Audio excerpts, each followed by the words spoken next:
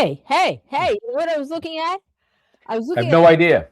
all the dog pictures from the Westminster Kennel Club today. Now, I know there's more important things in the world, but you know what? Sometimes when you go to a dog show and all those little puppies are, like licking your face, like Domino, and I have some surprises for you at the end. Oh. because Domino is in my mind. So we'll talk Right. about that at the end of the show. Okay, beyond that, Marc Randazza is here. We're going to talk First Amendment stuff, spiraling out of what happened last week and other cases. Oh, and one of us has been found in the Epstein files. Justice, where are you? Michel and Linda are here. Love you, Linda. Where is justice? Will we ever find justice? The courthouse the other day in the hallway, you're singing Will "Oh we Happy know Day." justice when we see it? To be and down me, I lead the way. Hoping justice will win the day. Missionary clues, finding justice where we can. Join us now, we're on the run. Justice is waiting, we'll see it done. All righty then. Welcome, everybody. Hope you had a great weekend. Before I forget, thanks to those who joined us on Friday. It was a crazy day. We had the Boston Aidan Kearney hearing, and then that night, Mark Bedero and Aidan came on to kind of do a wrap-up, and a lot of folks were able to tune in. We appreciate it, even though we are the best-kept secret in true crime. I don't know, about 20-some thousand people watched it. No, about 20-some thousand people watched it. Okay, now just go away, because we're the best-kept secret in true crime. So thanks. Okay, so we're gonna get into the dog thing later, right? Yeah. Okay, Yeah. Mark's gonna be with us. We're gonna do just a couple of quickies before we get to Mark.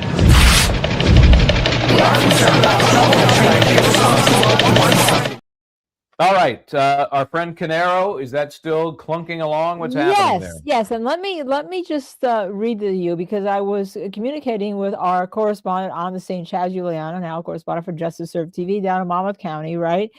To see what's happening. He said, well, what's happening is, you might as well, shall I say, Canero just better have packed his toothbrush, right? Because the DNA person has been on the stand today. And normally DNA can be a little boring, but this has not been boring. DNA found on Paul's bloody jeans, okay? And he snidely said, guess the other brother planted it at Paul's house, right? Not only that, it was on 5 different locations in the jeans, and that's Sophia's DNA. That's the 6-year-old who was stabbed in the eye, found in his basement on 5 different locations. He says, as far as he is concerned, the jury looks like the case is over. That's a direct connection to the victim, that no one can understand how an uncle could kill a niece by stabbing her in the eye, and that's why there won't be a scintilla of reasonable doubt. So that's the update from Chaz. I think she's 8. Just to throw that out there. 6, okay, I thought she was 11 and 6, but whatever it is, it's no the better. girl, no better, right? Terrible. Another horrible story relates to a friend of mine. I'm sure people have heard about it on the news today. Savannah Guthrie's mom is missing in the Tucson area. 84-year-old Nancy has been lived by herself, full all of her faculties. Doesn't seem to be an issue, but they say it's a crime scene. The house is a crime scene. Oh, wow, no. And that's all we know at this point. No, I think they've got the homicide squad now involved, right? Oh, did they add? They amped it up a little bit since I last checked. Anyway, Savannah and I used to work together at Court TV.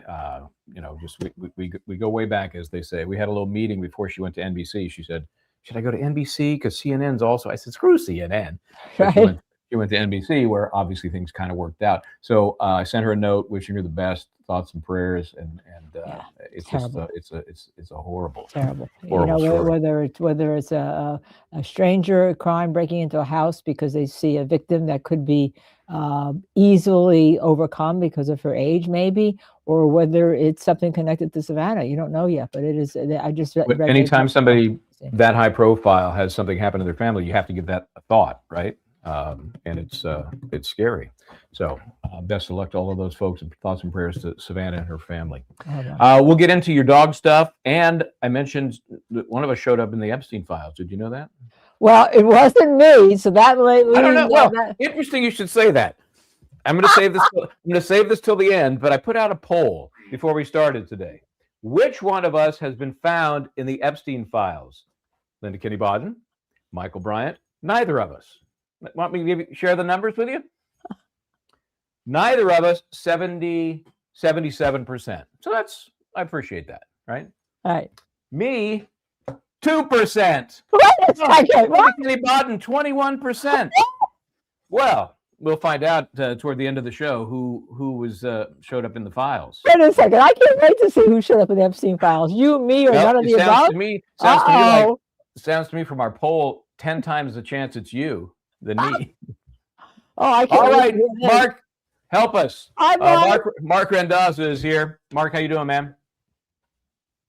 Oh, we're not hearing you. I'm doing all right, man. You know, it's funny you should mention the Epstein files and being in it, because last night I get a text from my wife that says, I went through the Epstein files and your name is all over it. And I'm like, well, first I'm thinking, like, why in the fuck are you searching the Epstein files for my name? He's like, well, don't feel bad. I look for my name too. I'm like, why would you look for your name?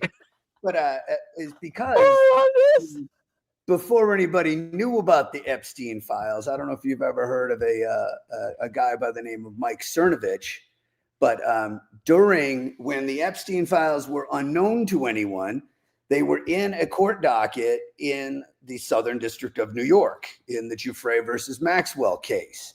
And the judge in that case agreed to seal everything. It was breathtakingly unconstitutional.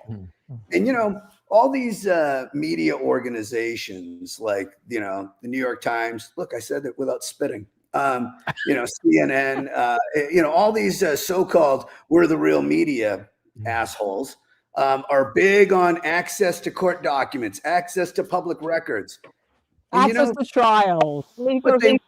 But they weren't interested in the least in this fact. I mean, I was pounding on every newspaper's door saying, hey, do you guys notice that this thing, we have a summary judgment order that's all blacked out. If you look at the front page of my website, there's actually a sketch artist rendition. It's the only time I've ever been sketched. But we sued, you know, Mike was the only one who stepped up. And we sued on his behalf to intervene in that case to get that file open to the public. Wow. Okay, so that's why you're all over the and after files, right. Banging on it, finally, I will give credit. The Miami Herald finally got interested after, you know, we spent a year of advanced teamwork. New York Times still wasn't interested. Yeah. Julie Brown from the Miami Herald, is that you talking about? She's been terrific, right? Yeah. No, she has done a great job. And, you know, it was nice that she, you know, I don't blame her for not showing up. I would imagine Julie Brown would have shown up on day one, but, you know, she does have a boss and they have bosses. They have patrons. So, you know, it took a while.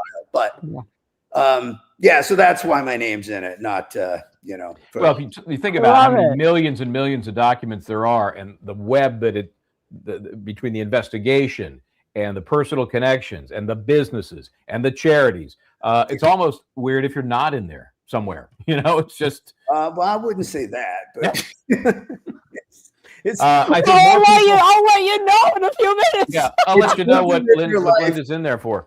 Anyway, to live your life in a way that your name doesn't wind up in the Epstein files, even if it's in there. I guess I'm the only person. I think me and Mike and my partner Jay Woolman are probably the only people who can say our names are in those files for a really good reason. Yeah, and the case that you mentioned, I want to bring everyone's attention is the case of Virginia Giuffre. She's the one who killed herself, died by her own hand, died by suicide down in Australia, was it? Australia. Yeah, that's what they said. Well, that's a lot of people. Yeah, that's the name of the game these days. I don't want to get conspiracy minded, but it's kind of funny that she gets hit by a bus and then she kills herself. I mean, I guess those things can happen, but it sounds like Karen Silkwood, right? Remember, but I don't know anyone knows Karen. Do you remember Karen Silkwood, right? Sure. Oh yeah, the pollution cases. Yeah. Just for the record, I am the exact opposite of depressed. So you know, So if something happens to you, you did not kill yourself. I did not. But, you know, I love your. People should look at Mark's X account. I love his X account. Whether you agree with him or disagree with him, it's fabulous. Mark, just one tip: don't be so shy. Don't be so shy when you're writing. No, but can I just tell you that on this? Mark also writes about writes about having cancer and then like coming back and exercising and all. And the viewers don't know, but I have a son who right now has cancer, right? It's a very hard thing, but your whole commitment to just, writing yourself and the doctors say you won't be able to do this and you go out and do it. And even if you're somebody who wants to exercise or better or get yourself healthy, look at Marc's page. It's fabulous. As a matter of fact, sometimes it's motivated me when I'm like, oh, I'm just too tired to go, work out right now. I'll get down and do my 100 push-ups just because, because you have motivated me. So please, everyone, look at his X account. I'll try to post a link to it here as we're on the air. Right here. Yeah. Thank you so much. Yeah. And the doctors were like, you're never going to be the same. I was like, well, we'll fucking see about that. All right. I'll prove you're right. I won't be the same. I'm going to be better. There you go. Yeah, right. There you are a badass and we love it. Thank you. So now, as we've seen your badassery applied to protecting the First Amendment, I'm very personally connected with some of that badassery. Let's talk about a few different cases. Because it just happened Friday, let's get into the Aidan Kearney situation. And one of the things that Linda and I both keyed in on, I was there and we replayed the whole hearing, which was a hearing to recuse a prosecutor, but it was something the judge said during the course of that hearing about the importance of a journalist and the First Amendment, and suggesting that this needs to go. These are witness intimidation cases for the two people who may not remember. That's what these are about, these Aidan Kearney cases, for him reporting as a journalist in a way that others felt hurt their feelings. So they leveled these charges. The judge is saying, oh, the jury needs to decide, whether journalism is what they think it used to be or what this maybe new wave of journalism might be. I don't want a jury deciding for me. The judge said that? Yes. It was important. Yes. He felt important that a jury be able to decide this case because of the First Amendment issues. And he found that Aidan was a journalist. He's the third judge that found that Aidan was a journalist. 2 in Massachusetts and 1 in New Jersey. Okay. Yeah, that's what he says at the end. Was the judge wearing like a rainbow-colored wig and juggling at the time? No bozo impression, nothing. Are you kidding me? No. It's funny. It's really good that you brought this up because, I had this question asked of me at the Second Circuit Court of Appeals in that Epstein case. And they asked if my client was really a journalist. And I'm going to paraphrase how I remember the transcript, but it was like, you don't have the right to ask that question. Journalist is not a thing you are. It's journalism is a thing you do. Like, I can take some clown off the street, send him down the street, and he can start doing journalism. It's like saying, are you really a painter? Well, did you see the thing where the guy got brought to the one, those wine and painting classes that women always drag you to? No, come on. Or guys go to it, you bring a date on it, try to look like. Yeah, there you go. Bring a date to you. That's all right. It's the first date and the last one. Absolutely. Yeah, no, for the guy, it's the first date idea, and for the woman, it's like, let's reconnect idea. But some guy was there and is supposed to be painting this sunset, and he paints like this very childlike picture of Drake May, and it just says Drake May on it, and somebody's like photographs him from outside. Is that guy not a painter? Of course he's a painter. He's just as much of a painter as Vincent van Gogh. And, journalism is the thing you're doing right now. I love this. I love this discussion. There's no journalism license, and when they started rattling off things that, maybe that, news organizations do. And I say, so would you say the New York Times is a legit journalism organization? Because, they said, well, does Mr. Cernovich, committed to the truth? I said, yeah, he sure is. Would you be asking me this if the New York Times were here? Because they freaking lied about WMDs in Iraq.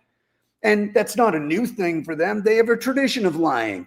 Right. Walter Duranty won the Pulitzer Prize for doing exactly what Stalin told him to do on Stalin's payroll. And the New York Times never turned that Pulitzer Prize back in out of shame.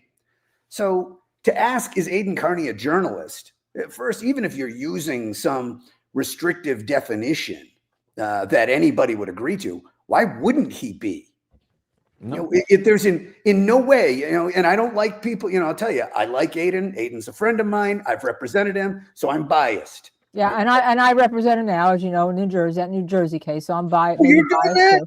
Yes, that's my case. That's the one we got the well, I can't say too much because it's under seal, right? Okay. Was that stupid restraining order? Yeah, we got that undone.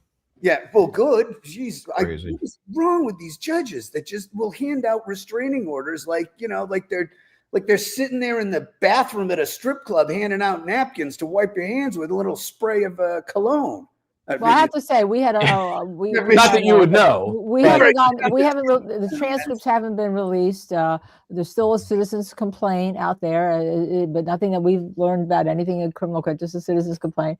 And the judge we had in Atlantic City, in my opinion, was wonderful because he understood the issues. Okay. So was he like, oops, I shouldn't have granted this order in the first place? He didn't. Well, he never granted it. Yeah. In Jersey, the problem is that it's too easy for somebody to just go in, fill out the form, and then it goes in the pile. And until somebody acts on it, it's a real thing. So somebody acts on it. Oh, so there isn't even like an ex parte thing, because in Massachusetts, you go to any dingbat judge and they'll usually grant one. Yeah, it's ex parte.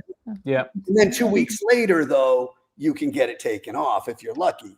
Well, that's the problem with happened in Jersey. Aidan was supposed to have it 10 days, and 2 months later, we're in a hearing because it gets adjourned. Not at his fault, right?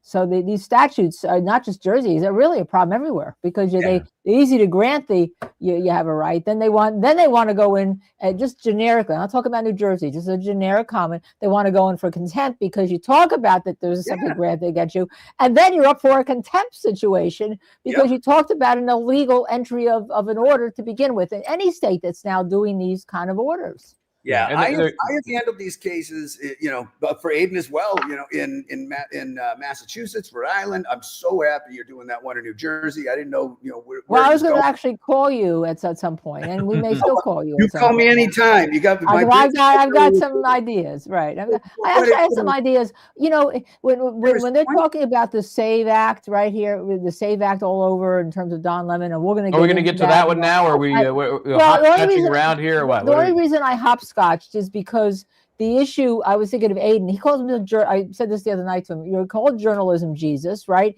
People think of you as a cult figure. They think of you as a journalist. They think of you you're in a religious aspect. Why? Just because you don't have your place of publishing your journalism is on the internet. Why can't you be protected as much as the church down the street? Well, the thing is, let's face it. It is what you do. It's not who you are.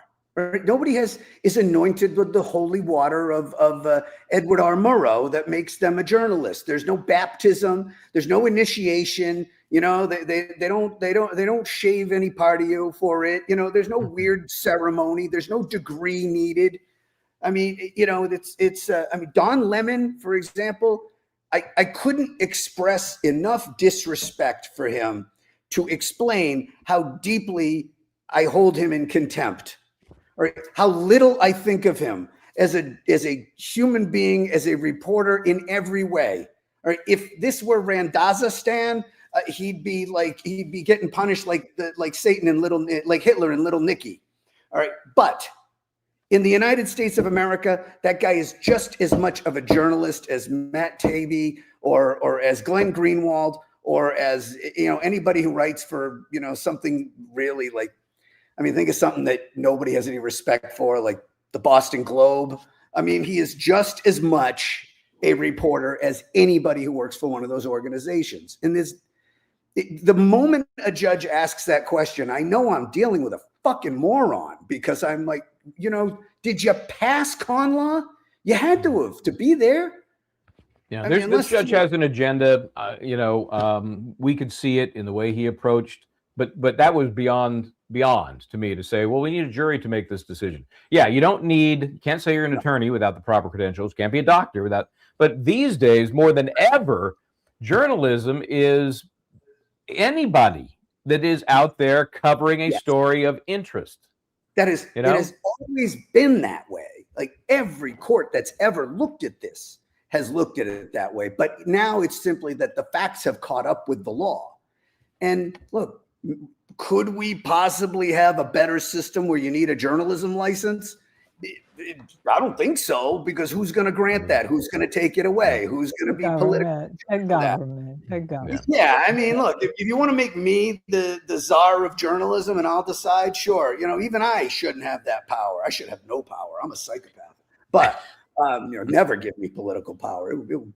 I'd be worse than Pol Pot. But Aidan is just as much a journalist as Don Lemon, and I am tired of arguing with people about this. I'm tired of arguing with people. Obviously, I'm on the right wing a bit, but I'm tired of arguing with people on the right wing that Don Lemon isn't a journalist. Well, I'm on the left wing, and I agree with you, because that's the whole point. This is something we should have no disagreements about. Yeah, Alex Jones is a journalist. Don Lemon's a journalist. Everybody in between is a journalist. And, frankly, I mean, people might have their words about Alex, but man, he's done some amazing work. Things that come out and you're like, oh my God, he was right about that. And if you ever can find it, he did an interview with Louis Farrakhan. I mean, he got Louis Farrakhan to sit down with him. It was one of the best interviews I've ever seen a guy do. So, but even if he did nothing but get on and do his bombastic shit, that's still journalism. You're reporting on matters of public concern. So, and this prosecution of Aidan, I put it in the same exact basket as this prosecution of Don Lemon, right? I am absolutely disgusted with what Don Lemon did.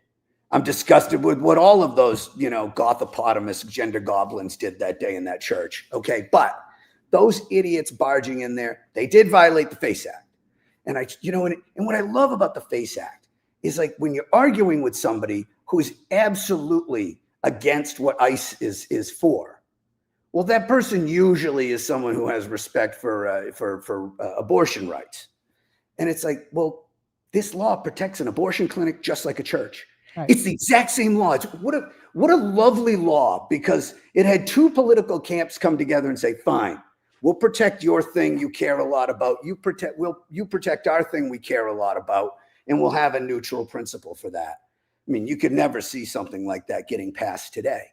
And then I say, if Alex Jones busted into an abortion clinic with a bunch of people and a microphone, would you be saying he should go to jail for that? You might. At least there are people who, if you'd say for it equally the way, I can respect you. But here's why I think Don Lemon, despite the fact that I think he's guilty of violating the law, I think the government should not have gone after him, is you need to give journalism breathing room. Like, that's the First Amendment needs that expansion space. Did he screw up? You bet. There's no question about it. If you asked me to just decide those facts as a juror, I'd vote to convict. But if I was a prosecutor, I'd say, let this one back. You don't have to take every fish in that you catch. I mean, I explained it this way. I said, look, if well, I don't know, maybe it's a bit risque for your show, but I was like, no, it's not. We're on you're at a gangbang and everybody's got tested and everybody's clean, and then somebody knocks on the door who's all covered in crap. You're going to say, come on in. What's the worst that could happen? That's Don Lemon. That's the homeless guy who wants to come into the gangbang. All right. It makes no sense. You're fouling the whole thing. Why is the DOJ making a martyr out of this guy? This guy's going to get, as soon as Trump is out of office, he's going to get pardoned. All right. They're going to have a profile and courage ceremony for him at the Kennedy Center as they chisel off Donald Trump's name from it. And then he's going to wind up getting elected to Senate because he's going to be a First Amendment martyr. And meanwhile, this guy was irrelevant. He'd fallen into complete irrelevancy. The harshest and meanest and most punitive thing you could do to him is say, he ain't important. So I want to ask you this. We'll talk about the FACE Act because people aren't as familiar as they might be. But it was used to arrest people who protested at abortion clinics. It was made for that. It was actually made for that, right? The same law. People praying outside. And they're in prison now. They're in prison. Yeah. For protesting outside an abortion clinic. Outside. Okay, so what is the FACE Act? How does it apply here? And even if technically violating the FACE Act, what's that mean to Don Lemon? You cannot, to make it as simple as possible, you cannot do something to intimidate people or harass people who are trying to seek either a religious service or reproductive health care, all right, or abortions, whatever you want to put it. I don't like to use the politically loaded terms for it, but both of those things, you can't get in someone's face. You can't bust into an abortion clinic. You can't bust into a church to have your protest. You can have your protest outside, and you can't block the entrance for it. So, these Operation Rescue people can't link arms across the pathway and not let people go through the door, no matter how much they may believe in the righteousness of their cause. And the same thing, if you're a bunch of flunkies from the comic book store who want to go in and bust into a church and start screaming and yelling in people's faces because you think you have the most righteous cause in the world, you can't do that either. All right. Yes, you can protest. The right to protest is sacrosanct. And if these people had been outside protesting, I would be 100% on their side. I would volunteer to represent them pro bono if they had been indicted for protesting outside, not in the pathway. People can walk past them. You can give them the finger if you want. You can hold up signs that call them whatever you want to call them. You can Westboro Baptist Church all you like. But the moment you get in that pathway and people can't get into or out of the church building, the moment you come in there and decide to have your protest in their church, you violated the FACE Act just as much as if you were in the waiting room of an abortion clinic. Mark, talk to me about the First Amendment, which people understand has a freedom of speech, a freedom of expression, freedom of the press, a freedom of association. Are they different? They are, of course. I mean, look, they're right. Your right to assembly. You have the right to peaceably assemble. You have the right to speak. You have the freedom of the press. It's interesting that press and speech are different clauses because I'm not really sure what one does that the other doesn't. Right, that's what I was wondering. Right. News gathering. I've had a recent discussion with somebody about, does the religion clause do anything different than the speech and assembly clauses do together? But really, those 5 freedoms act as all of the fingers on the fist of the First Amendment. They all kind of dovetail into each other and work together. Don Lemon could be practicing journalism, gathering information, right? And that's been part of his defense, or at least his public defense. I was just news gathering. Yeah, but news gathering doesn't give you an exemption from laws that apply to everybody else. Because let's face it, if I want to do an interview with you and you don't want to talk to me, you have the right to keep saying no comment, no comment.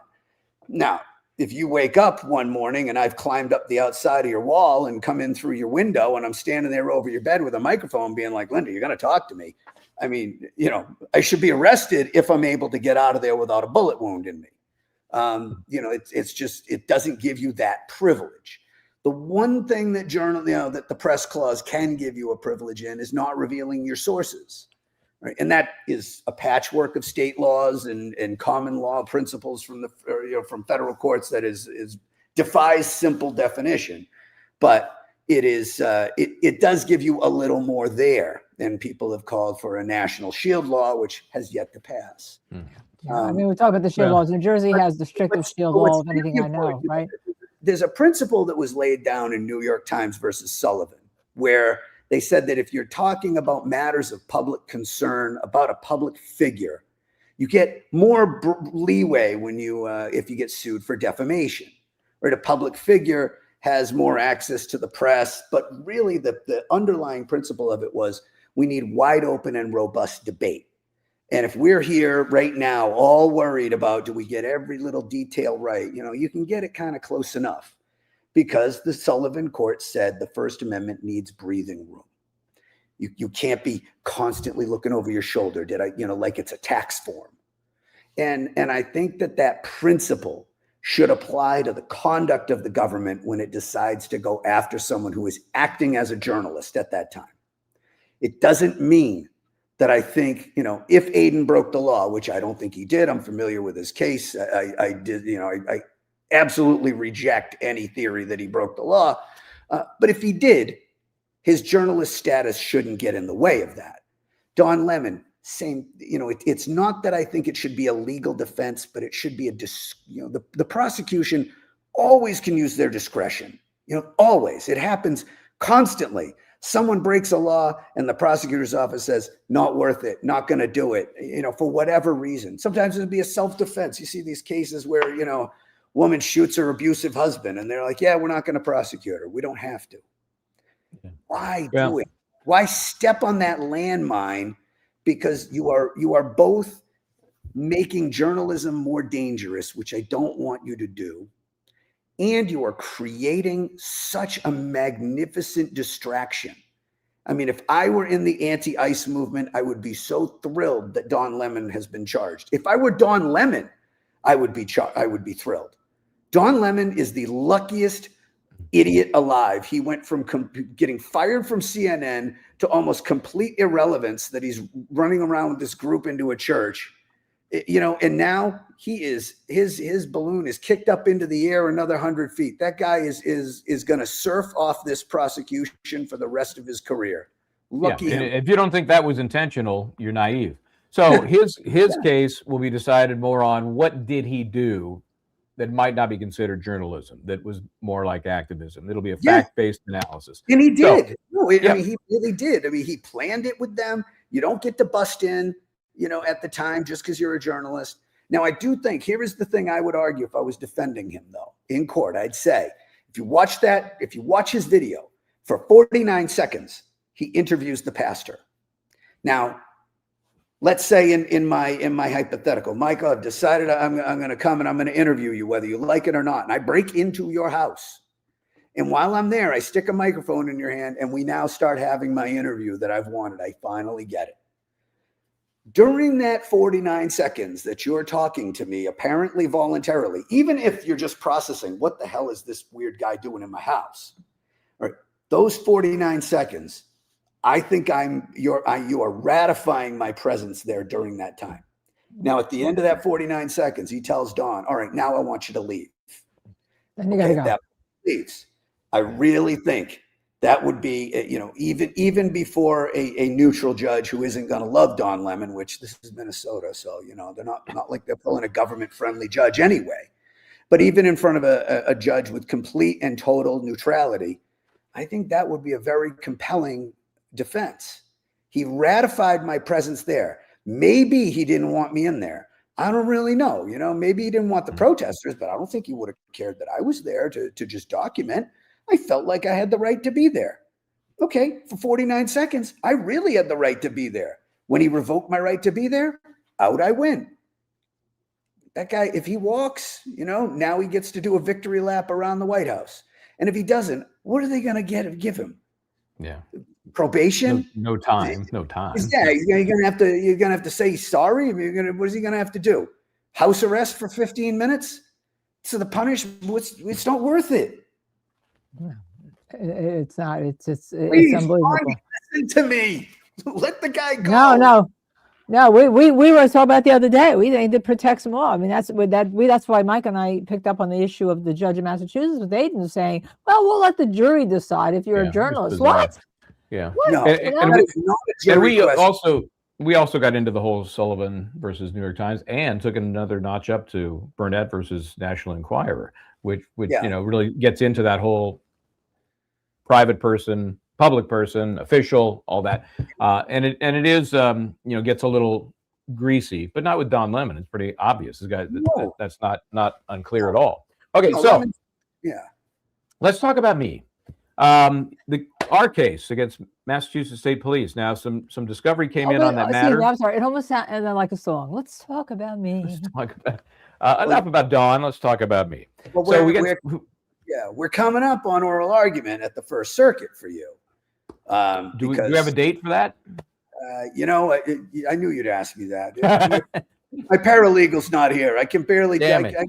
I can barely put my shoes on without my paralegal hand. Well, I'll have my people get a hold of your people, which would be weird because I have no people. Where they're saying that, well, now that the case is over, none of this really matters anymore.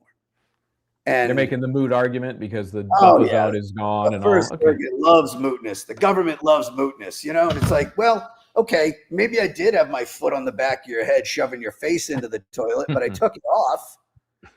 So what do you want from me? Well, how about the fact that he's in papers being called an agitator?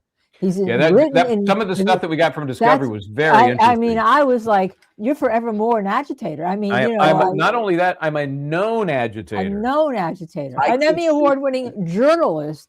I'm sorry, but I can think of no higher compliment. I was not offended. I was surprised. For a journalist to be called a known agitator, that is better than a Pulitzer Prize. So I would be proud of that. Of course you are.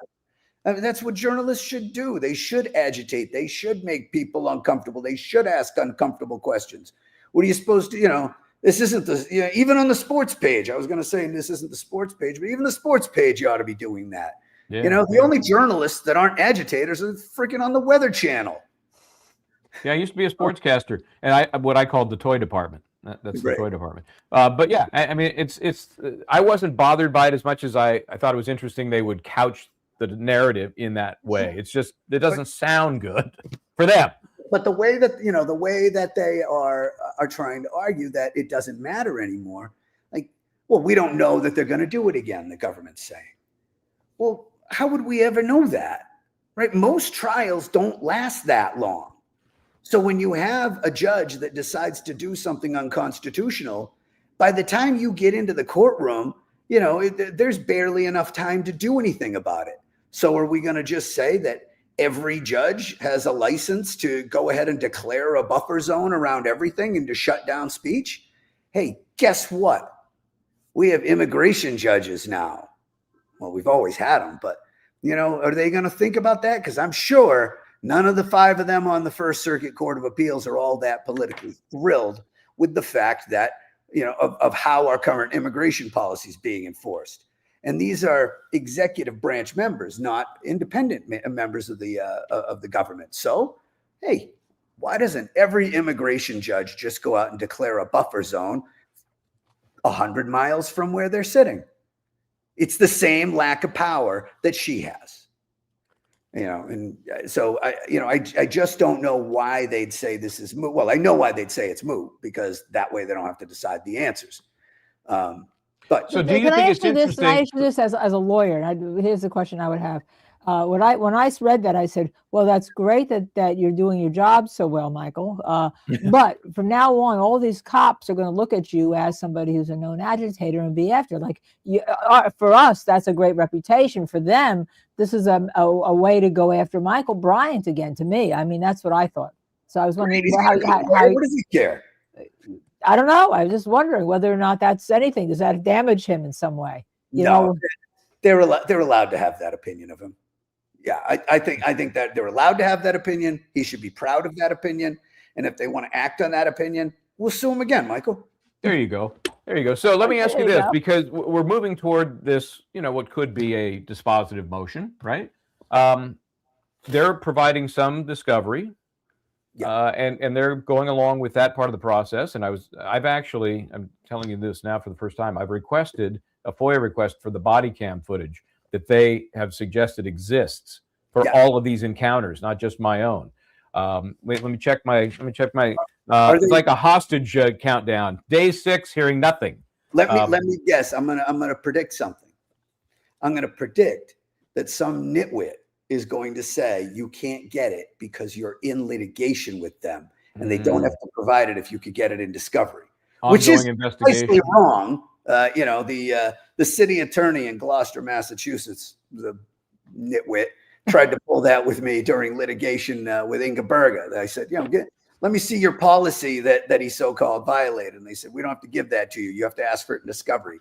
I said, go ahead, try me. You want another lought? And then they admitted they didn't. They coughed it up. Well, if that happens, I will pick up the phone. That'll be. I already got a letter written on that.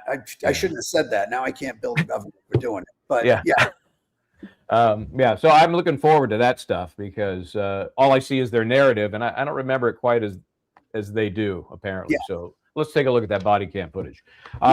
Okay, so is it soon? I know I'll get the exact date, but is it like within the next month or? Yeah, it's a couple weeks. It is, okay. Yeah, let me see here. See if I might want to go. I don't know. I'll see if I can even read my calendar on my own. It's in March, I think. Okay. Okay, don't worry about it. I just want to make sure I didn't miss it. You've been spending too much time in Boston because it's in March. You just it got moved. It got moved. No, wait, it's not your R. in the march. Yeah, no, I know. No, I'm saving that R to use it later. We put them at the end of words in New England. That's right. Where they aren't used. We don't throw things away. We're you guys are out in the rest of the hinterlands. You're wasteful. We save those R's and we put them at the end of things. Like I love you. I had this friend. Her name was Marla, and everybody called her Marler. Marler. Yeah. You see, those were some of the R's that they dropped off a car earlier. Mm-hmm. So, Marler. But yeah, they moved it because somebody had a trial, so they had to move it, and then it conflicted with the Jewish holidays. We can't do that. And then next thing you know, I think it's in the summertime. So I'm sorry, it isn't coming up soon. Okay. Yeah, there was It was a whole out to get everybody actually being nice to each other that caused it to get kicked down the street. Yeah, okay. All right. Well, it's good to know it's moving along in some form, and I've been enjoying the discovery that was provided. So, okay, I have another question from Mark. I noticed that they responded for all 3 cases in one batch. Yeah. Thoughts on that and their representation being potential conflicts down the road or something? I don't really see that. I mean, we originally filed all the cases separately, and then we moved to consolidate them. Right. They all wound up going to the same judge, who then decided they all had nothing to do with each other in his great Hammurabic wisdom. And then so he scattered them to all the other judges in the district, and then later decided, oops, and then took them all back again. So, I don't know, the Lord and the courts all work in mysterious ways. But they really are kind of the same case. It of course, the same operative facts. There's no doubt about that. And the same players for the most part. Yeah. Same players, same lawyers, same everything. And really, it's the same legal issue. Did this judge have the power to essentially declare a fiefdom outside of the courthouse? And then, to what extent did that apply? I mean, we have these little groups of everybody. We have little groups of plaintiffs. We got people who just wanted to stand there with their signs. That one guy, Jason Grant, he's holding up a Bible quote. It's like dare him. And Jason, for those who know Jason, he's a mean guy. He is outspoken. Jason is the quietest, nicest guy ever. Standing there with a sign that says 2 Corinthians 3:17. And then, and I actually had the judge in that courthouse say, well, I don't know. It has the word freedom in it. Because they say, where you find the Lord, you find freedom. And I'm like, wow, I really had a judge, like a guy that took the LSAT and went to law school and took his final exams and passed the bar and sat there, took an oath, and then put on a robe and said, I don't know if you can hold up a Bible quote that says the word freedom. Yeah. So I tell you, man, when the day comes that I don't need my law license anymore, I'm really going to tell these fuckers what I think of them. There you go. Hey, you know what they call the person who gets the worst score on the passing bar, right? Well, I know what they call the guy who was at the absolute bottom of his class. Me. Yeah. Dead last in my law school. Dead last. Yes. Well, the person getting the lowest passing score in any bar exam, they call him a lawyer. Yeah. So, there's a big spectrum of brain. Yeah. I'd taken 5. It's funny when I took the Nevada bar exam. It was my final bar exam. So I'm licensed in 5 states, and I'm sitting there with a bunch of people, and they're like asking questions of each other. How did you do on this one? What did you think of that question? And somebody asked me, and I said, I don't think about the questions after the break because what's the point? Yeah. When I was in the Army, they taught us how to throw hand grenades. You know what you learn? You learn that once it leaves your hand, hide. Watching where it goes doesn't help you. Yeah. Right? That's one reason when I took the bar exam, I went way far away. I took it in San Diego and went to school because I didn't want that post-mortem bullshit where people are like, what'd you get for this? But, who cares? Well, I sat there. Well, what was funny is I looked at everybody. I said, well, look, this is my 5th time doing this.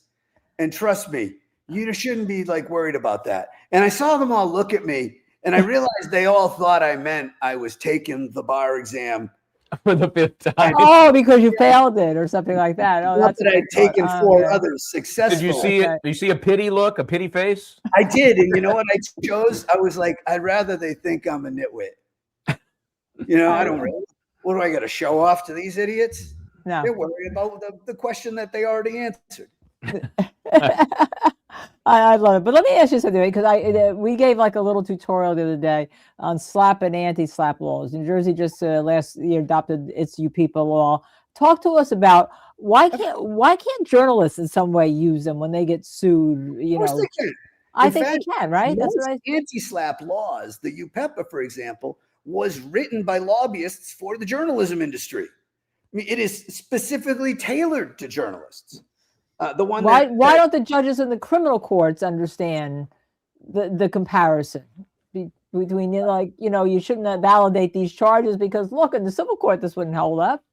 Some slap laws, I'm trying to think if any. So I have written a draft one for Wyoming and one for New Hampshire.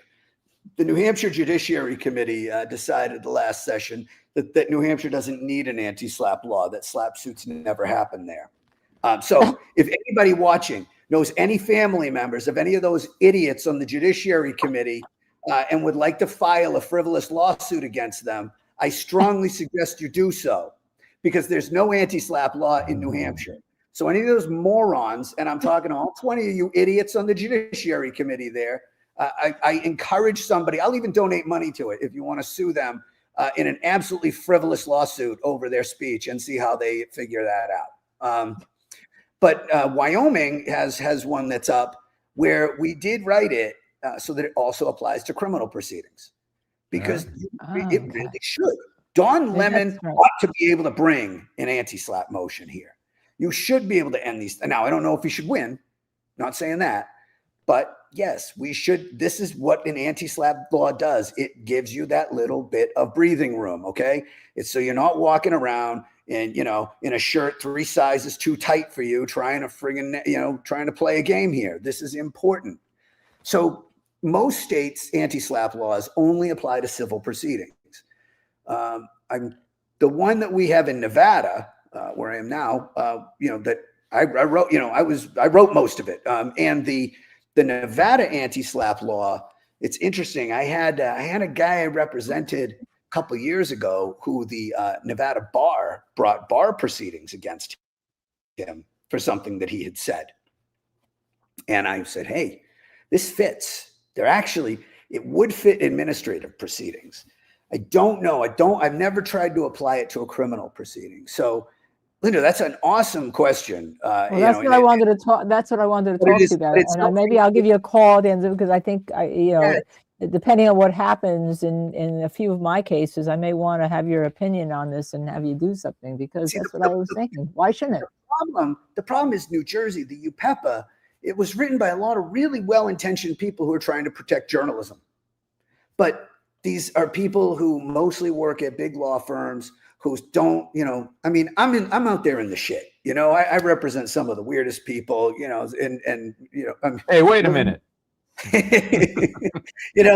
really the spectrum, it's, I think if I had a party for all my clients, it would look like, the cantina at Mos Eisley. But if you have, when you don't really have a broad spectrum of the kind of people you represent, and you're just thinking about journalists, you write UPEPA.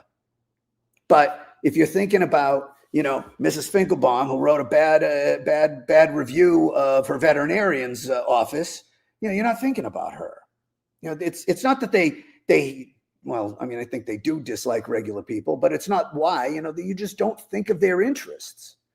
So their interests, I don't know who put that up. The Center for American Liberty, great shout out there. Those guys are awesome. They are right. And if you can donate to them, please donate to them. We usually, they are funding Michael's case. So yep. And I've had some great conversations with them. Very helpful, very into what they're doing, and happy they're there to help out. Yeah, Mark Trammell, Josh Dixon, pair of great guys that are there. Really, really focused on protecting the First Amendment wherever they can. So if you have enjoyed anything I said, please even if you donate $1, I mean, I realize it doesn't mean a lot, but I tell you, have your name counted among the people who care. And, you know, you're going to waste your time logging in and only do a buck. Come on, you do 100. Thanks, Kyle Sharkey. Kyle Sharkey gets all the documents for us. He's fabulous. Thank you for reminding us to put that up. Really appreciate it. All right, right on. So, yeah, so anti-slap laws, I think it would be wise if, you know, every time the UPEPA comes up, I try to talk to people and say, look, modify it for God's sake. You don't have to just take the thing out of the box. You know, it's like going into a tattoo parlor and picking something off the wall. Freaking do something that matters to you, that's tailored to you, that's tailored to problems you know. The states are supposed to be laboratories of democracy. Well, it's not much of a laboratory if everybody does the same fucking experiment, is it? UPEPA. What I see, Mark, I see with the slap or anti-slap stuff. I see it with the Aidan Kearney witness intimidation stuff. I see it with a number of these other protections for the individual where they're just abused. The idea might have been good going in. Yeah. And in New Jersey, same thing with fill out your affidavit and then get your restraining order. How do you put controls on the abuse? Well, you have to have judges who have integrity. I mean, that's the big problem. You know, a judge gets a restraining order application and doesn't read it. I mean, if you read the thing, I mean, Aidan had one against him that I dealt with before where it clearly says he's saying bad things about me on his website. Yeah. The judge is like, okay. Boo-hoo. Right. Yeah, but now judges are saying, oh, you're saying bad things about me. That terrorizes me. That scares me. Let me sign it. I mean, I think somebody could come along and apply to you, me, and Michael tonight and say, they said bad things about me by inference. You didn't mention a name, but by inference. Not me, but Mark. You know, there is a case in the First Circuit called In Re Providence Journal, where a court issued a gag order on the Providence Journal and said it couldn't report on a certain on a criminal case. I think it was involving like some organized crime figure. And the Providence Journal just said, screw you, we're doing it anyway. And it was a contempt hearing. And the First Circuit said sometimes injunctions are so utterly unconstitutional that you don't have to follow them. Now, it's a ballsy move, all right, because you're playing with contempt now. And if you guess wrong, but I had the absolute privilege, you know, one of the high points in my career is I represented Eugene Volokh, and he was subject of a court order in Florida where somebody just went in a defamation case. They were representing some socialite in a defamation case. And in Florida, you know, a lot of state courts, you know, if you know the judge, you slide a proposed order over to them, they sign it, and then you walk out. They didn't even read it. Well, this thing said nobody could write about her. So he had been covering the case, writing interesting things about the case. They sent him an order, says, you have to take these down. Heck, it went out to Find Law. It went out to like public records. You couldn't post the orders from the case. So Volokh gets this order in the mail, and you know, and I mean, I'm not going to reveal attorney-client privilege conversations, but I'll just say that the end result was that I sent a notice of non-compliance to the court, and it was like we were going to violate. We weren't going to take it down, but we didn't want to be sneaky. We didn't want to be underhanded about it. We wanted to inform the court that we were declining to follow that order. And I think that's the above board thing to do. Because I mean, that order is just stunningly unconstitutional. Yeah, I mean, that's prior restraint at its best. And so what was the reaction when you said, we're going to ignore this? The court did not even give us a chance to argue before it rescinded its order. Yeah, sort of a waste. What about this case you just had? Was it in Nevada where the judge said you have to have permission to come in and cover, and then I have to see what tell us about that, because that was some outrageous shit too. This judge issues an order that in order to cover trials, you have to have a media request approved in the file. No, we don't. You don't have to do that at all. And then she told the Las Vegas Review-Journal that the Las Vegas Review-Journal could not stay unless they agreed not to publish one of the witnesses' names. Now, the Review-Journal, given that witness was a rape victim, The Review Journal has an ethical policy that they don't publish rape victims' names. In fact, most publications have that. And the Review Journal is, frankly, of all the media outlets that I will spit at their name, the Review Journal is not one of them. They're a pretty damn good paper. I have respect for them, and they do adhere to that policy. But and here's why I have a lot of respect for them. When the judge told him, you have to promise me you won't publish that name. Well, he could have factually promised that because he wasn't going to publish it. But he did the right thing. He did the ethical thing, and he did the patriotic thing, as he said, I'm not promising you anything. I'm going to publish what I want to publish. And the judge then said, okay, you have to leave. So a friend of mine represents the Review Journal. Her name's Maggie McCletchy. And if you ever want to get her on here, she is awesome. Now, of course, I'm biased. She gave a reading at my wedding, but I adore her. Fight with her like cats and dogs, man. But I tell you, talk about the only two people who disagree more on politics than me and Maggie are me and my wife. But it seems that I'm attracted to people who don't agree with me. Maggie is an absolute stalwart First Amendment defender. So she was writing an emergency brief about it. We were talking about it, and I said, "Look, I'll get some amicus briefs in for you." And she was like, "Look, you're never going to get this done. It's like over the weekend." I said, "Listen, a friend of mine's in trouble. The First Amendment's in trouble. I'm there." So Center for American Liberty, again, they stepped up. The First Amendment Lawyers Association stepped up. The Nevada Press Association stepped up, and the ACLU of Nevada. So all four of those groups got on this amicus brief that I can send you. That wow. we really and the court we filed all that, I think, over the weekend, and by Monday, the Nevada Supreme Court didn't even wait for responses. It issued an emergency writ telling the judge, no, that's not how this is. They can publish anything they want. Very nice. But even better, in that 6-page order, which I did notice, they copied and pasted sections of my brief. That always feels good as a lawyer. Don't you love that? Yeah. When you're like, wait, that's lifted right from my brief. That looks so familiar. Somebody read it. Especially when it's an amicus brief. You never know if they're going to read it or if they just wrap fish in it. But they issued the order, but in there they also said a more lengthy opinion will be forthcoming because of the important issues in this case. So this is not over. It's over as far as the trial's over, and the judge has been informed of what the First Amendment means. But the Nevada Supreme Court is pretty damn good when it comes to free speech issues. We've got a political. One of the best things I think about the Nevada Supreme Court is it is a mix of politics there. So every day those judges got to come into work with people that don't agree with them on everything, and I think you wind up with so much better of a court when you have that kind of, you got to think about things from the perspective of somebody that you see every day, somebody that you like, someone that you enjoy going to work with. It stops you from thinking of everybody else as a cartoon.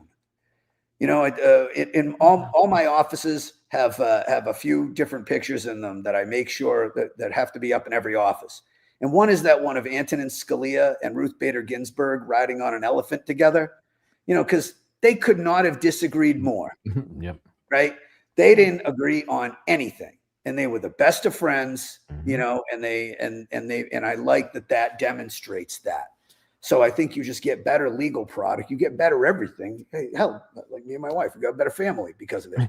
Mark, we talked about that on this show because you get people who disagree. I said, look, we got to talk with each other. We have to talk to people. I mean, that's how things get done. You don't talk to me. You can't say, I'm not, I have friends who say, how can you talk to that person? They're this or that.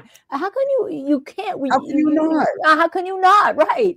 How can you not? How was my life not better? Because Maggie McCletchy's my friend, she's so friggin' liberal that she's practically Stalin, but I adore her, and she's one of the. And Scalia, by the way, wrote some of the best opinions on forensic science, which I have the love of and do a lot of, right? And he was also, just for people who may not agree with his politics, he was the best writer on that court, the best writer that court has seen. I agree. No, I sincerely miss him. A great Sicilian American.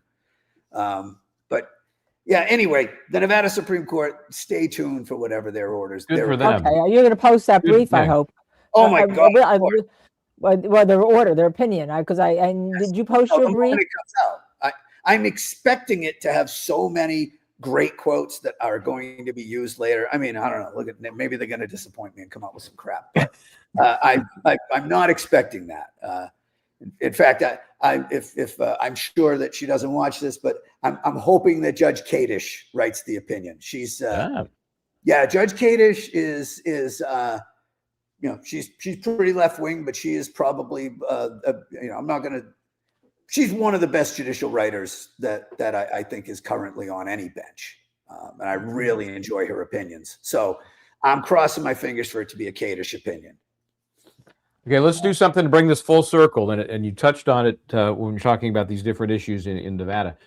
We know from the Aidan Kearney case that the issue, and I've lost what the issue was. The issue had to do with whether or not he could say the things that he said and whether that was journalism or not.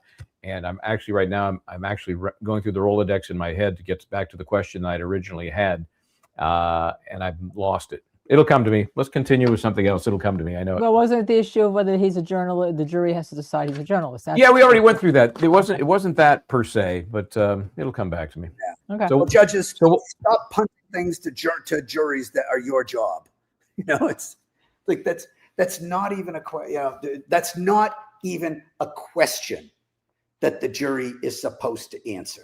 There's a really good case out of the Ninth Circuit, Obsidian versus Cox, and in that case, I mean, that Crystal Cox was the party in that, who is an absolute batshit crazy stalker extortionist. Okay, like she tried to extort me. She sent me. She told me that if I didn't pay her $5,000 a month to be her reputation manager, it would be kind of a shame. And I was like, "What are you talking about?" And then she started going after my wife, and my wife laughed it off. Luckily, my former wife, not my new and improved wife, but the she's fine too. Try and keep them straight there, Mark. I know, right? Well, I just want, but and then she went after my daughter, and my daughter was 3 at the time. Wait, she was a 3-year-old? Wait. Yeah. Why? Because she was still in diapers, maybe? I don't know. How do you go after a 3-year-old?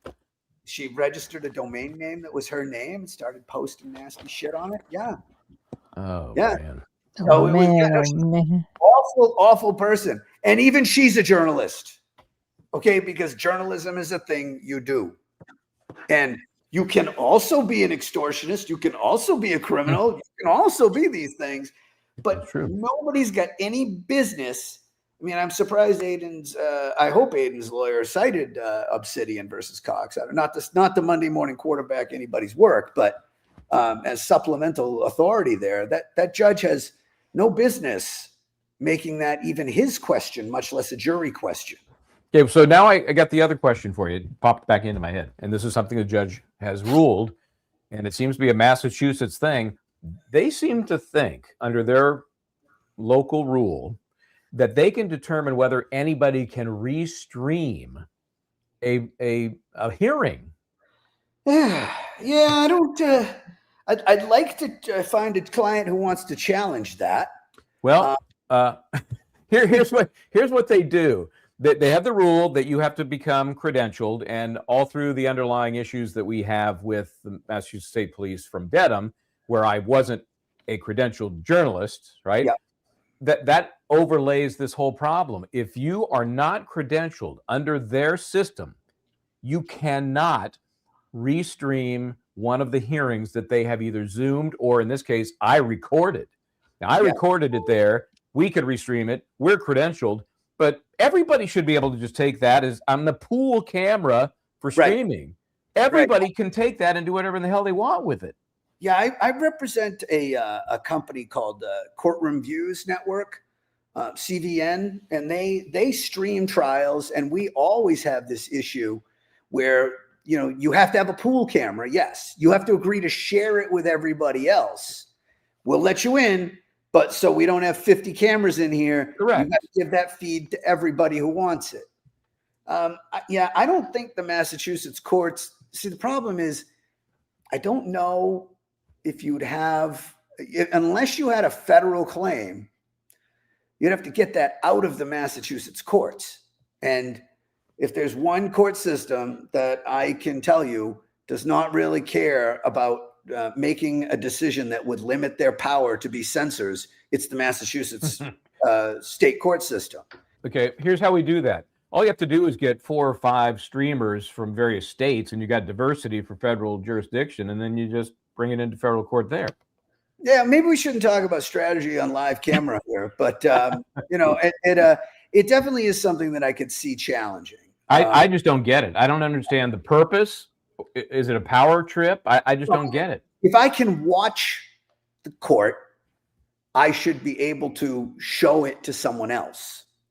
I mean, it's not like it's copyrighted. This stream here, you can claim copyright in this. You own this. But if it's government speech, there's no copyright to it. I do not know under what authority or how they'd even enforce it. I mean, if I want to watch it and then have FaceTime, have my camera with FaceTime so that I can play it for my friends in Bangladesh, why can't they watch it? Yeah, and I'm telling you, that's what's going to happen. The court is going to overreact and say, hey, these people have been restreaming this. Our rules say you can't, so no cameras. Well, not even that. They said in Zoom, you can't enter it unless you're a credentialed journalist. So what you had is a journalist, a YouTuber, entering it from another country, and then everyone picked up on it, and some people picked up, others would not pick up. Wait, but if you can enter a courtroom, that's my thought. So what's the rules? Then you can't enter. You can't enter the Zoom because that's restricted to credentialed journalists. Yeah, that doesn't seem. I mean, like I said, I don't want to take a legal position here that I haven't researched, but my gut tells me that that's just not something that they should be able to enforce. Yeah. What do they keep? No, I fully expect it's going to become an issue when they pull the plug. Well, somebody's going to step up and say, whoa, wait a minute. That they can probably do. They can say we're not going to do it. But then goodbye to Zoom hearings, right? And everybody likes Zoom hearings. Yeah. I don't like them, but yeah. Well, I thought I'd get your thoughts on that because it's been annoying me from the beginning. Yeah. Even though we have that credential, so what? It just doesn't make sense to me. Right. Well, you shouldn't need a credential, like we've said at the start. You're a journalist because you're doing it. I mean, if I decide that the very first thing I want to write about as a journalist is, I'm going to start my journalism career today, and I'm going to start writing about a certain case. I mean, that's happened in the past. Sure. And there's no doubt because of streaming and other services that it's wide open now. You don't really have that esprit de corps, that you used to back in the day. Well, I started here, and then I went here, and now I got here, and I got the hat that says press on it. I mean, those days are gone. Right. And are we better off or not? I think it's a little of both. I like it to be, look, I majored in journalism. I got a master's and a bachelor's in journalism, and I was a very unsuccessful journalist, but I did it for a little while. Arguably I still am, right? But I think we are better off because you can get different perspectives, rather than this sort of, because there is still this club that you want to belong to among journalists. Like, for example, the White House press corps. You know how you get in there? The other journalists pick you. So, and it was very clever of the government to do this, because that way, well, now they can keep out the rabble rousers, right? They can keep out the dissidents. They can keep out the people who are upstarts, because it's not us making the decision. It's the already established journalists. Wow. I'd rather have the government. Well, I'll tell you another thing that will come up. Okay. We do things here as journalists. We're journalists on the show. I go into New Jersey. I practice as a lawyer, right? I can't criticize judges as a lawyer, right? I'm under the ethics rules, right? But I can criticize judges here because I'm a journalist. When does some judge say, wait a second, you criticized the judge another thing. I'm not going to give you a pro hoc vici where I'm going to put you before the ethics board because you tell you criticized the judge. When you change your political affiliation, it'll happen. In New Jersey, so I'll let you know when it happens. Yeah, flip your go on. It's on my old quickly. Do it in a MAGA hat. Watch how quick it happens. I love you. You're great, Mark. Always a pleasure, buddy. Always fun, enlightening, and the check's in the mail on my case. I got it covered. Good. All right, you guys. Thanks, Mark. Thank you so much. Thank you. He is so informative on the first one. He is so great. That's what I said. I really did have. I am this close to an issue. We'll see how it works out. Where I want to. I may need him because I mean, there's nobody better. There's just no one better. On First Amendment, and he's got great people, great support system. Yeah, it is. He's not afraid. He's not afraid. He's not afraid. You know. No, he's not afraid. He's not, and that's key because you can't be a shrinking violet. You will get roughed up in that part of the world. Yeah, right. Should we do our Epstein thing before we head out? Did we have anything else? You want to do your doggy thing? I had to do the doggy thing. Do your doggy thing. Chloe, E8Q, new member. Thank you for joining. I think the book club is this Wednesday. Oh yeah, don't forget book club Wednesday, part 2. Jodine Weber.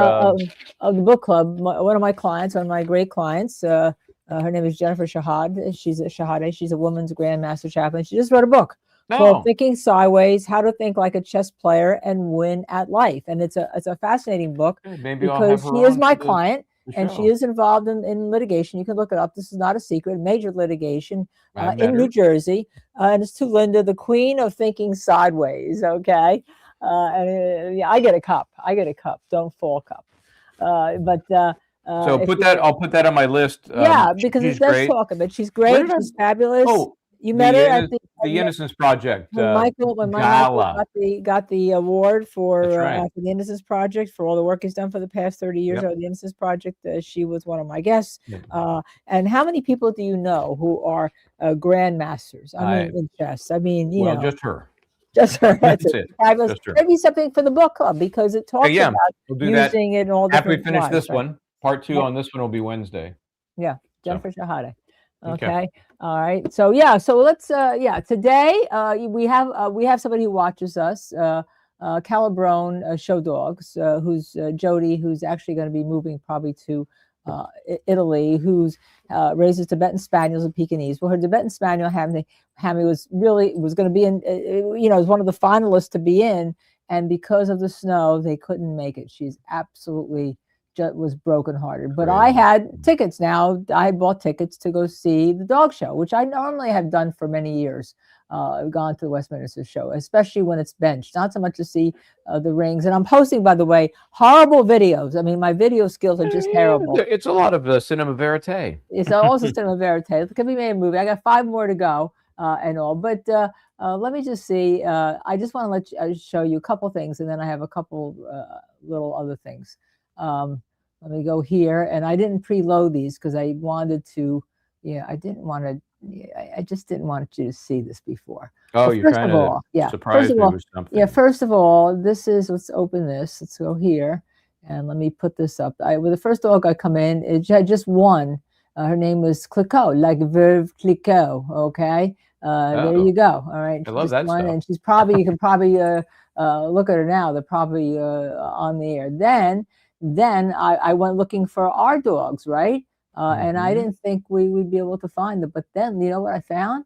Look at this. I found and you're going to see it right now. You're going to see it since I get it up there. Again, I want to do this. Oh, my. Yeah, that's one domino. That's one domino. Although your domino is... Oh, yeah, well, it was domino day. Your domino is more beautiful, I thought.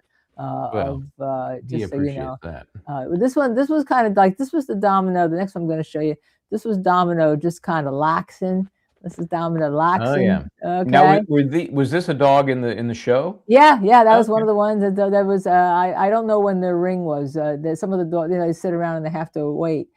This was the toy, and I got one of the first rings I did look at because it happened to be there, the toy poodle, and I knew which one was going to win because I'd been following. It's a poodle. I followed it.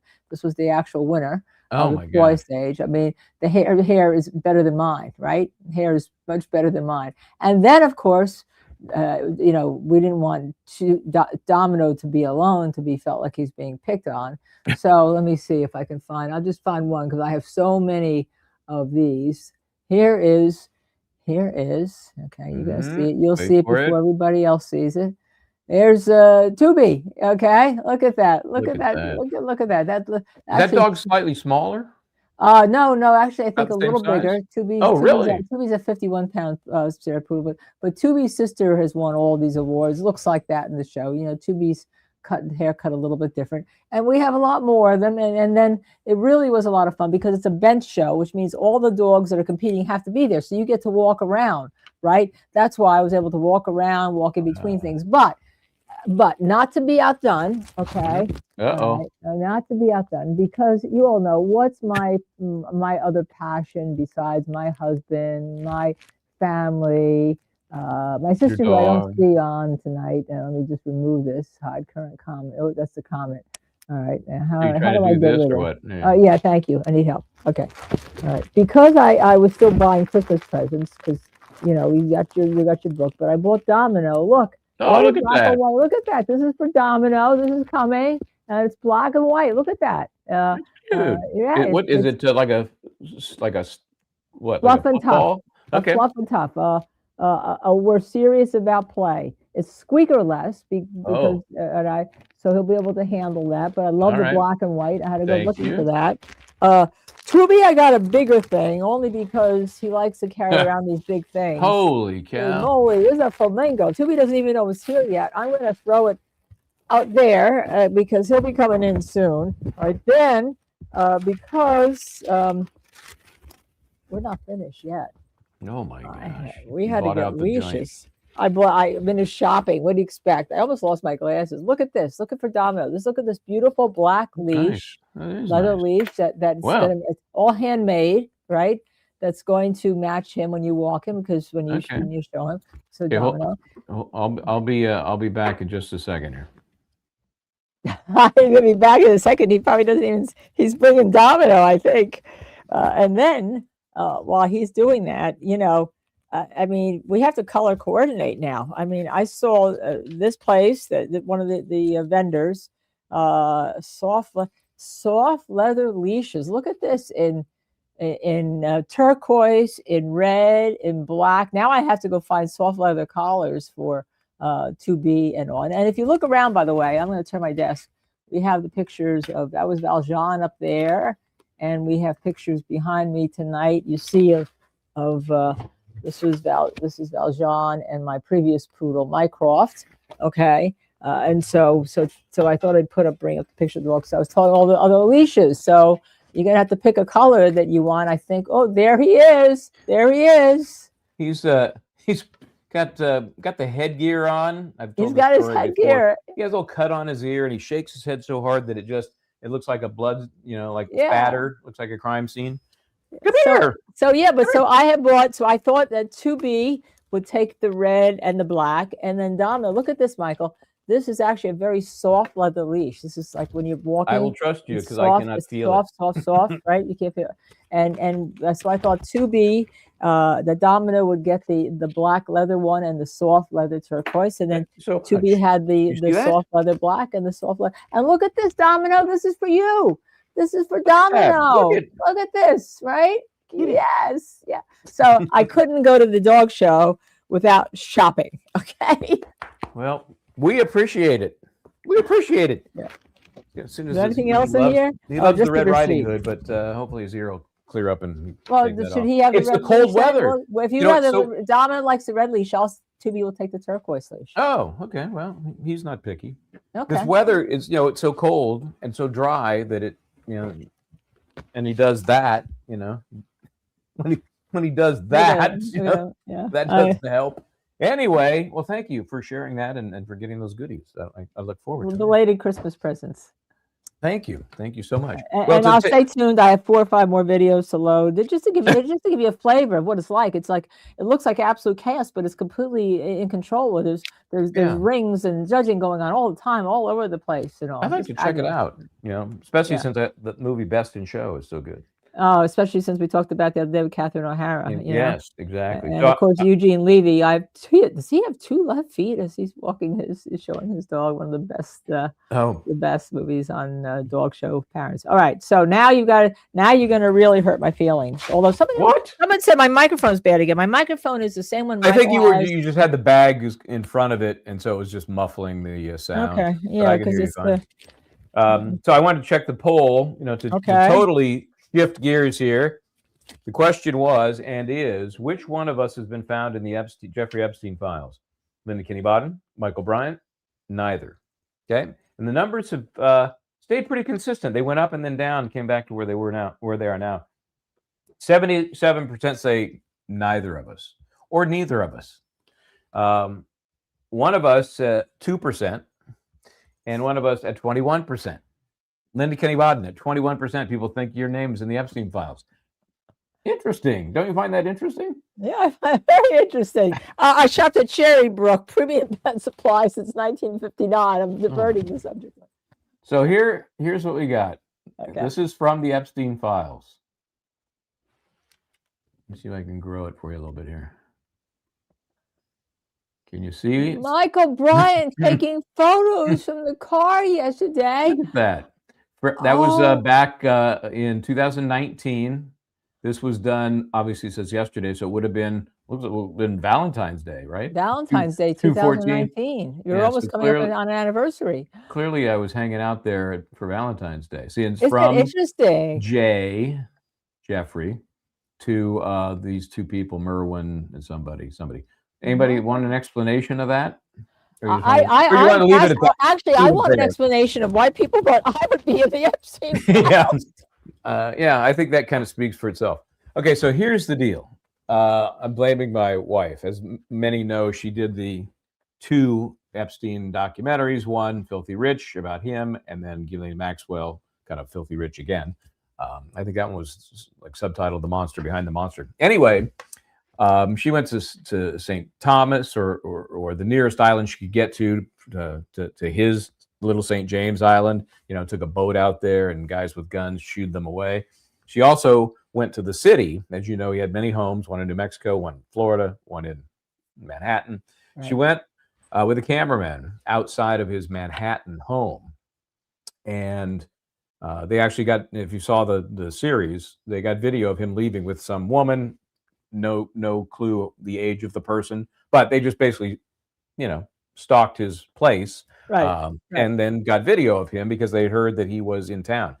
And he could have gotten a VASPA if he were in New Jersey. He probably could have gotten a VASPA order for stalking. Hey, there you go. Hey, there you go. So what happened? That one of his people came over to the car where they see this camera, big old regular camera. Nowadays you could shoot. You had like a TV camera.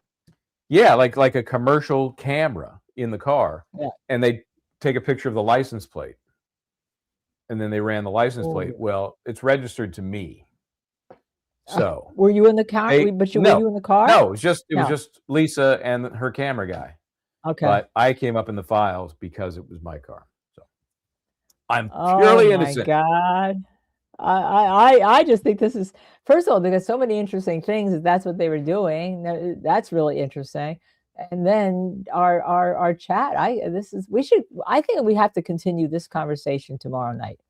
Okay. All right. I do, because when we talk tomorrow night when we talk about Farwell, and that my husband, Dr. Michael Baden, did was present at the first autopsy for Mark Epstein, Jeffrey's brother, to find out how he died. And none of us, can't speak to my husband. I don't know what he thinks, but you and I, being codependent partners here, we all think that he didn't off himself. Let me put it to you that way, right? Yeah. So just so we all lay out any possible conflicts that we have. So with regard to everything, but I think we should continue, because when we talk about Farwell, Epstein has come up of being in Staunton. Yes, I noticed that some sort of, not surprisingly, remember the whole Senator Birchmore case is about the Explorer program, young people, young girls. Sandra Birchmore groomed, abused, Right. etc. So it does not surprise at all. So maybe a little more research in the Epstein files before we do that tomorrow night to coalesce that whole thing. By the way, I reached out to the attorneys representing the Birchmore family because his name is Murillo, Stephen Murillo, because he did an interview with Boston 25, our friend there, what's the name again? Our very good friend there, Boston 25 reporter, done a lot of Daniel. stuff. There you Daniel. go. He did an interview, so of course we reached out to see if he would come on our show. It was a print, I think it was a sit down, but it was kind of short. And so I wanted to know more. And they wrote back and said, yeah, we only got on there. We only did that because we wanted to rebut some of the things that Robert Devine had said about Sandra Birchmore. Hold on a second. Alexa, dismiss. Alexa, dismiss. Dismiss. Sorry. And we went through that in major detail in one of our shows, going through his testimony, etc. Tomorrow night, we're going to go over his motion to dismiss, which is interesting. It's a motion to dismiss, basically saying it's kind of a 12b6 motion. Whatever you've said doesn't outline crimes that you say we've committed. But I also pulled up and hadn't looked at it in a while, the affidavit that was accompanying the original indictment and complaint.